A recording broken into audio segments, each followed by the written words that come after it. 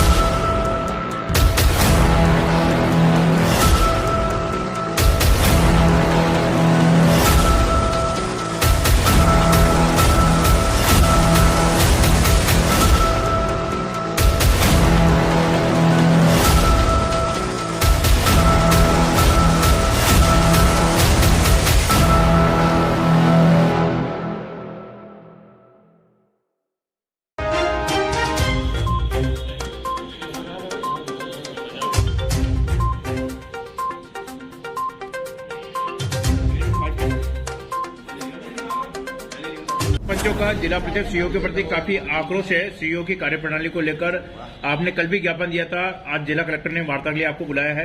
किन बिंदुओं पर बात हुई और आज जिला परिषद सीईओ को भी यहाँ तलब किया गया है, क्या कहेंगे? सबसे पहले तो मैं कलेक्टर साहब को धन्यवाद ज्ञापित करना चाहता हूँ कि उन्होंने इस मामले में संज्ञान लिया और आज सीओ साहब के साथ बैठ के हम सब लोगों की वार्ता हुई और जो हमारे प्रमुख बिंदु थे जिसके अंदर की मूलतः सैंक्शंस का इशू था, सैंक्शंस नहीं आ पा रही थी, तो आज 1-to-1 बैठ के बात की गई है। सीओ साहब को निर्देशित किया गया है कि प्रत्येक पंचायत के अंदर कम से कम ये सुनिश्चित करें कि 20 कम से कम ऑनगोइंग कार्य हो और वहाँ पे पर्याप्त मात्रा में लेबर लग सके।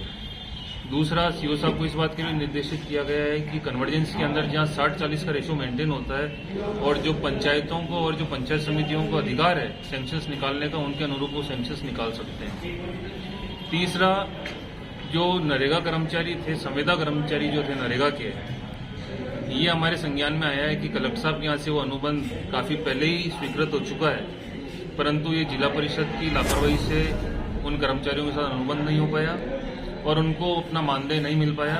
तो कलेक्टर साहब ने आज निर्देशित किया है सीओ साहब को कि 2 दिन के अंदर अनुबंध की संपूर्ण जो भी प्रक्रिया है उसको पूरी करके और नियमानुसार जो भी उनका मानदेय बनता है अगले 2-3-4 दिन के अंदर उनको दिया जाए और उनका जो है संविदा के तहत उनका अनुबंध किया जाए। एसबीएम का एक इशू था, तो एसबीएम के कर्मचारियों का भी कलेक्टर साहब ने आज ये कहा है कि साहब डायरेक्टर साहब से वो बात करेंगे जयपुर के अंदर और कल शाम को इसके लिए मीटिंग भी रखी है।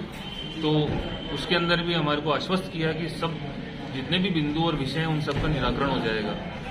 रही बात जांच की, देखिए इस मामले में हम सब लोग बहुत गंभीर हैं कि जांच के नाम पे किसी को प्रताड़ित नहीं कर सकते, किसी को ये दबा नहीं सकते और अगर हम सब कानून में बंधे हुए हैं, कानून हमारे ऊपर भी लागू है, कानून सीओ साहब पे भी लागू है, कानून कलेक्टर साहब पे भी लागू है और प्रत्येक व्यक्ति पे लागू है। हम सब कानून के राज में रहते हैं, हम कानून की पालना करना चाहते हैं, परंतु अगर कानून की आड़ के अंदर और उसका अगर ये मिस इंटरप्रिटेशन करके अगर किसी सरपंच को दबाएंगे कतई सहन नहीं होगा।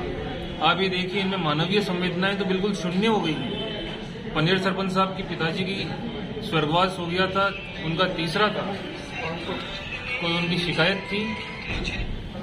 शिकायत थी और जांच दल उनके तीसरे पे ही जांच करने पहुंच गया। अब आप देखिए आप कि मानवीय संवेदनाएं क्या शून्य हो गई हैं। अगर जांच होनी थी 2 दिन बाद हो जाती, 2 दिन पहले हो जाती, 5 दिन बाद हो जाती और अगर किसी ने तथ्य लिख के दिया है और अगर वो सही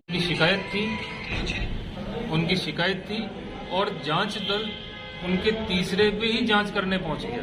अब आप देखिए आप कि मानवीय संवेदनाएं क्या शून्य हो गई हैं। अगर जांच होनी थी 2 दिन बाद हो जाती, 2 दिन पहले हो जाती, 5 दिन बाद हो जाती और अगर किसी ने तथ्य लिख के दिया है और अगर वो सही है, तो मेरा मानना यह है कि वो तथ्य अगर सही है तो सही रहेगा, उसको कोई झुठला नहीं सकता। हम लोग न तो जांच के नाम पे डरते हैं, न कोई हम लोग यहाँ पे जो है किसी गलत चीज का पक्ष लेते हैं, परंतु बात यह है कि आप अगर किसी कार्य को करते हैं तो आपके इंटेंशंस बिल्कुल सही होने चाहिए, आपकी जो मनोस्थिति है वो बिल्कुल सकारात्मक रहे और सकारात्मक दृष्टि से ही सब लोग कार्य करें। आज बैठक का क्या निर्णय रहा सर? अगर आपकी बातें नहीं मानी जाती है तो सरपंच का क्या रुख रहेगा? देखिए, बातें तो हमने जितनी भी बोली है सब कानून के दायरे में रह के बोली है, इनको माननी ही पड़ेगी। अगर इनको नौकरी करनी है माननी पड़ेगी, अगर इनको नौकरी नहीं करनी है तो मत मानो, फिर इनका इलाज कानून करेगा, हम क्या करेंगे। और सरपंच संघ अपनी बात पुरजोर से उठाएगा, जिलाध्यक्ष यहाँ खड़े हैं, हम सब पूर्व जनप्रतिनिधि यहाँ पे जो पंचायत समिति सदस्य हैं, जिला परिषद के, सब हम लोग यहाँ साथ में हैं। लेकिन ऐसा सिस्टम नहीं चलने देंगे जिससे सरकार की इमेज खराब हो।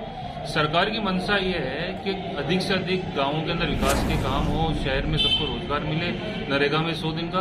तो जो सरकार की मंशा है उसके अनुरूप अधिकारी को काम तो करना पड़ेगा। पंचायत से ऑनलाइन काम आ जाते हैं लेकिन वो स्वीकृत नहीं हो पाते हैं, क्या कारण है, क्या है ये?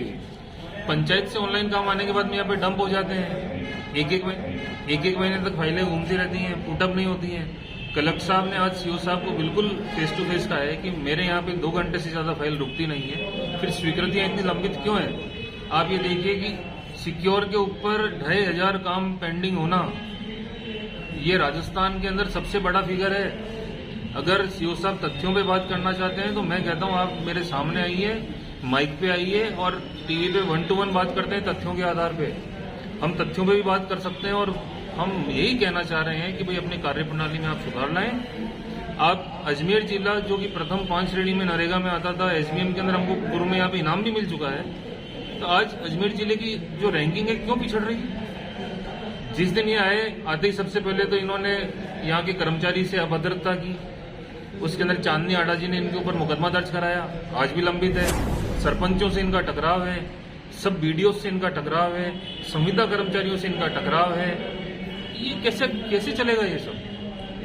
ऐसे कभी प्रशासन चलता है? मुख्य कार्यकारी अधिकारी की इतनी महत्वपूर्ण पद है कि आपके पास में पूरे जिले की जिम्मेदारी होती है, उसके अलावा आप कई अन्य चीजों के भी नोडल अधिकारी होते हैं।